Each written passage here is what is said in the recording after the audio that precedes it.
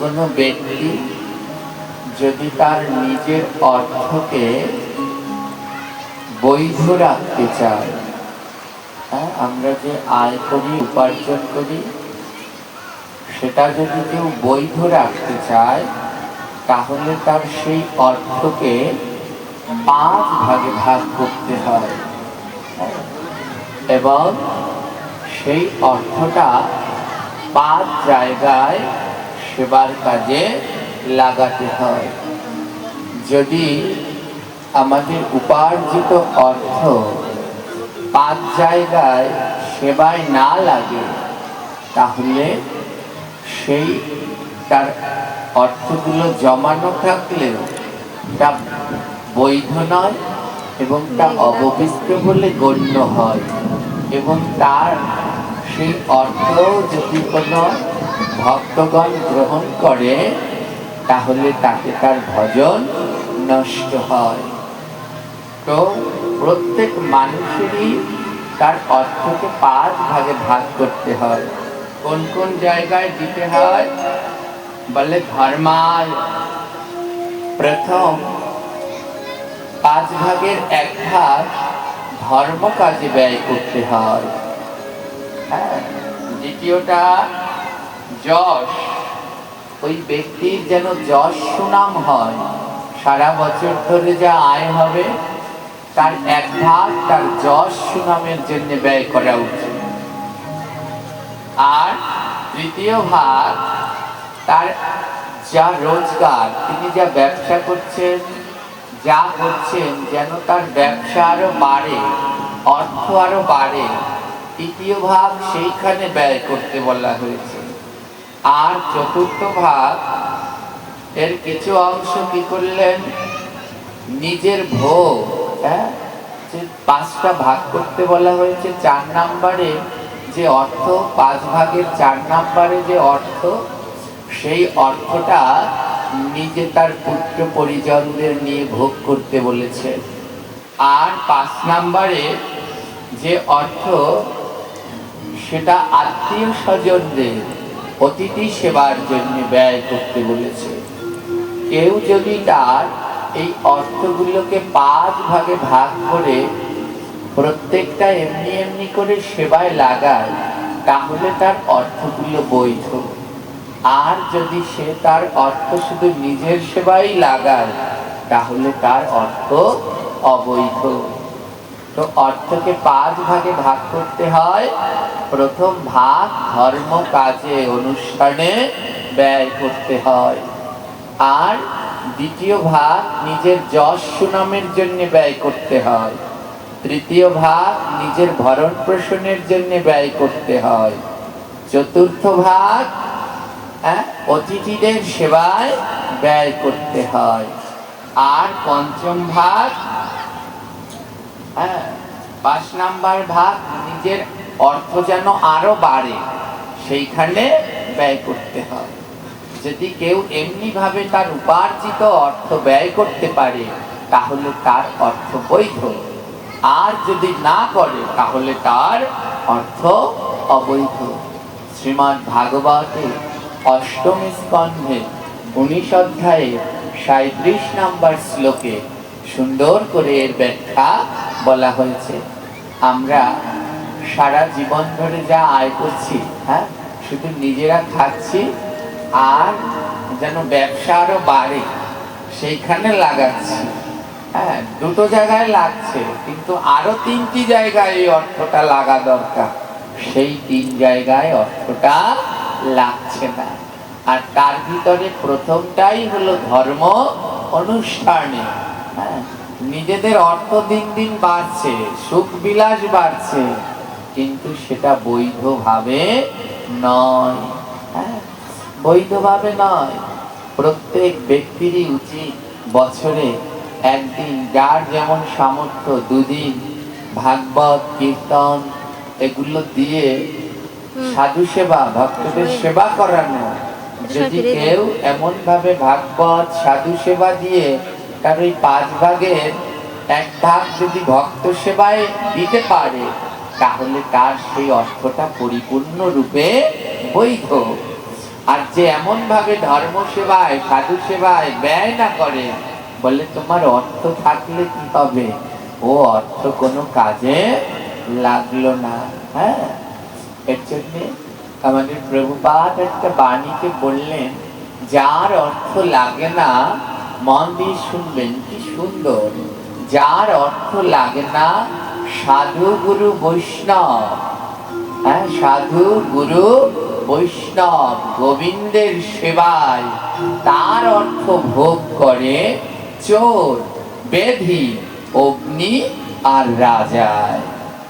বুঝতে পারলেন? আমার এই ব্যয় শাসনে বসে আমি সর্বপ্রথম স্মরণ করছি আমার পরমারাধ্য শ্রী গুরু মহারাজ, শ্রীধাম বৃন্দাবনে চারিধাম স্বীকৃত আচার্য, আন্তর্জাতিক পরিব্রাজক, নিত্যলীলায় প্রবিষ্ট শ্রী শ্রী অষ্টোত্তর শত মুরারি দাস বাবাজি মহারাজের রাতুল চরণ কমল।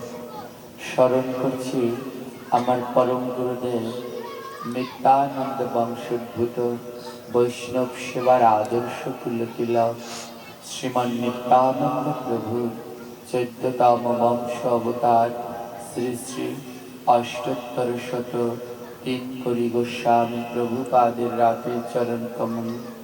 স্মরণ করছি আমার গুরু পরম্পরায় উপবিষ্ট সকল গুরুবর্গের রাতুল চরণ কমল। স্মরণ করছি আমার মাতা পিতার যুগল চরণ।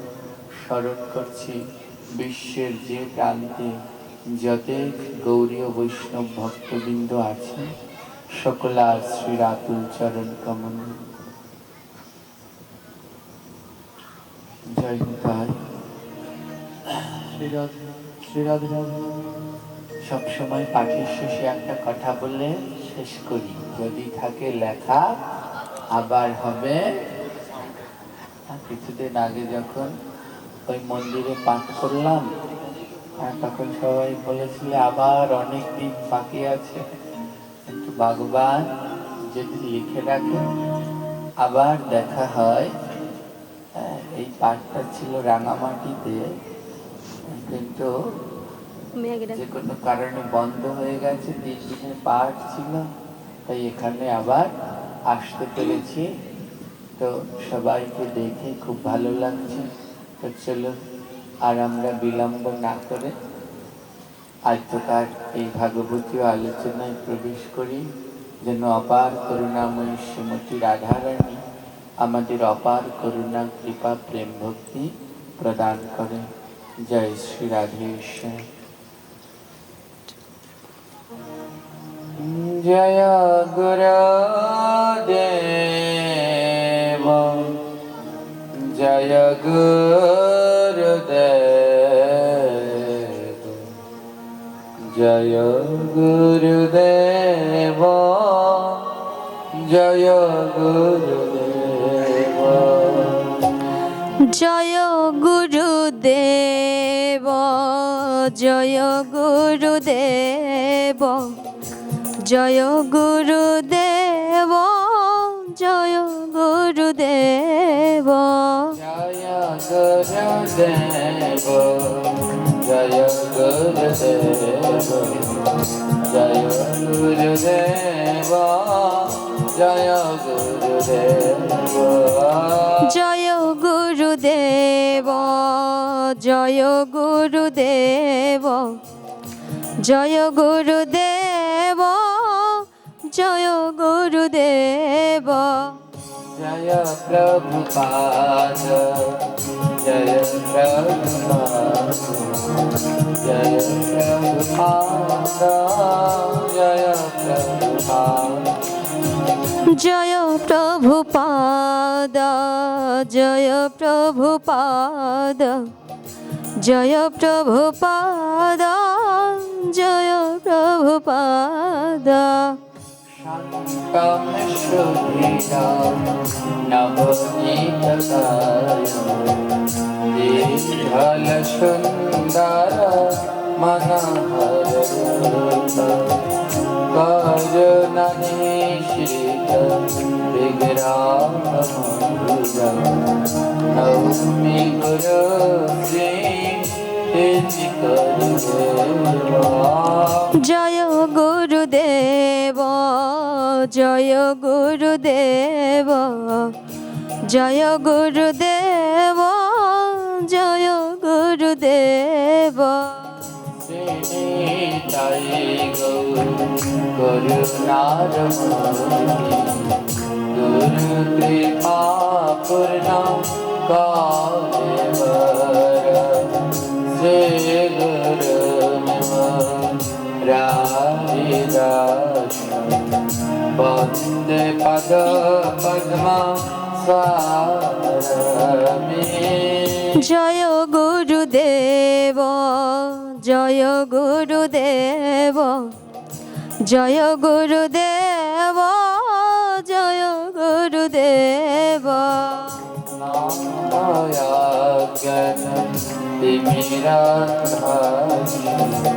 জ্ঞানাঞ্জনা শালভয়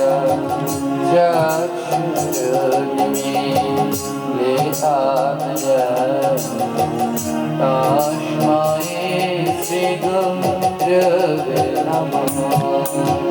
জয় গুরুদেব জয় গুরুদেব জয় গুরুদেব জয় গুরুদেব গুরুর্ব্রহ্মা গুরুর্বিষ্ণু গুরুর্দেব মহেশ্বর গুরুর্দেব পরম ব্রহ্ম তস্मै শ্রী গুরবে নমঃ।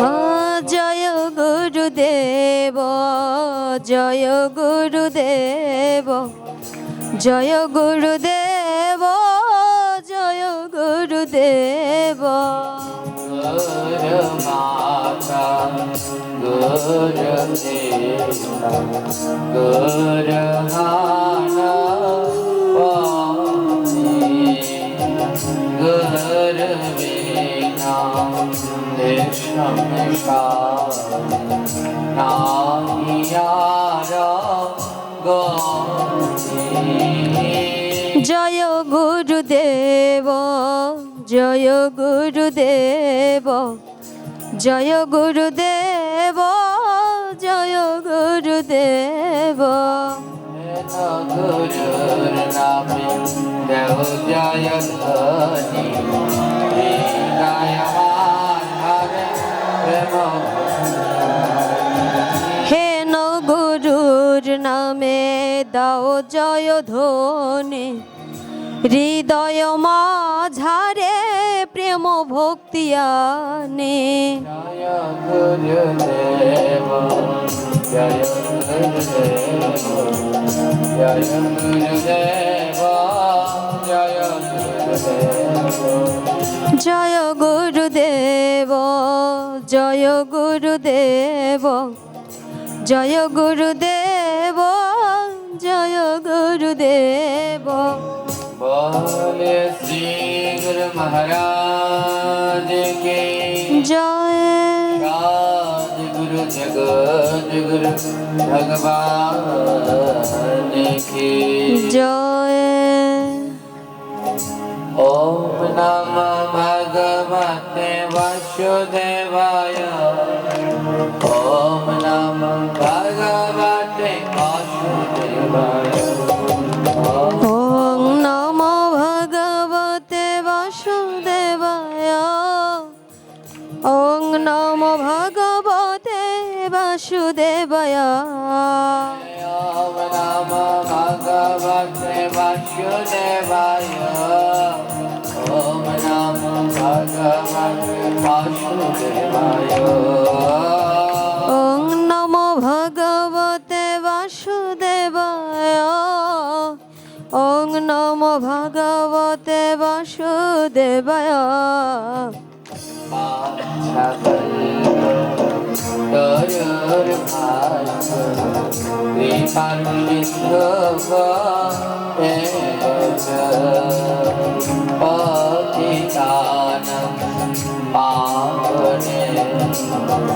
বৈষ্ণবে ভো নমো। ওং নমো ভগবতে বাসুদেবায়। ওং নমো ভগবতে বাসুদেবায়। ওং নমো ভগবতে বাসুদেবায়। ওং নমো ভগবতে বাসুদেবায়। পঞ্চতত্ত্বা আত্মকা কৃষ্ণ ভক্তার ভক্তাবতার ভক্তার নমামি ভক্ত ওং নমো ভগবতে বাসুদেবায়। ওং নমো ভগবতে বাসুদেবায়। ওং নমো ভগবতে বাসুদেবায়। ওং নমো ভগবতে বাসুদেবায়।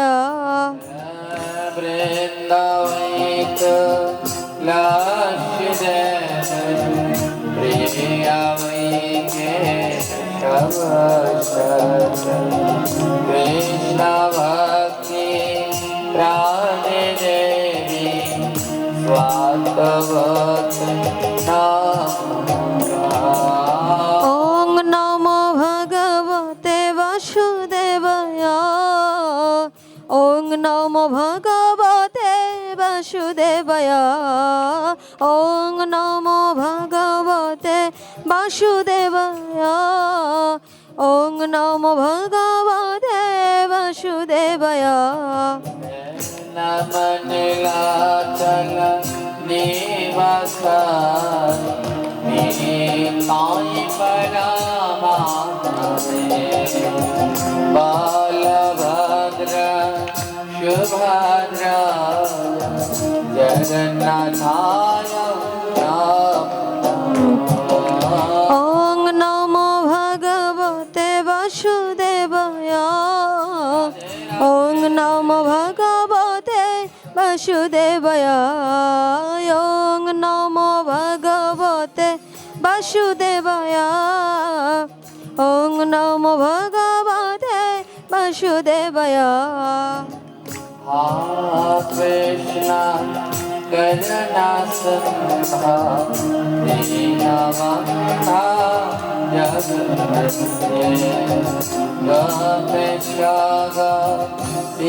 গোপিকাকান্ত রাধাকান্ত নমস্তে। ওং নমো ভগবতে বাসুদেবায়। ওং নমো ভগবতে বাসুদেবায়। ওং নমো ভগবতে বাসুদেবায়। ওং নমো ভগবতে বাসুদেবায়।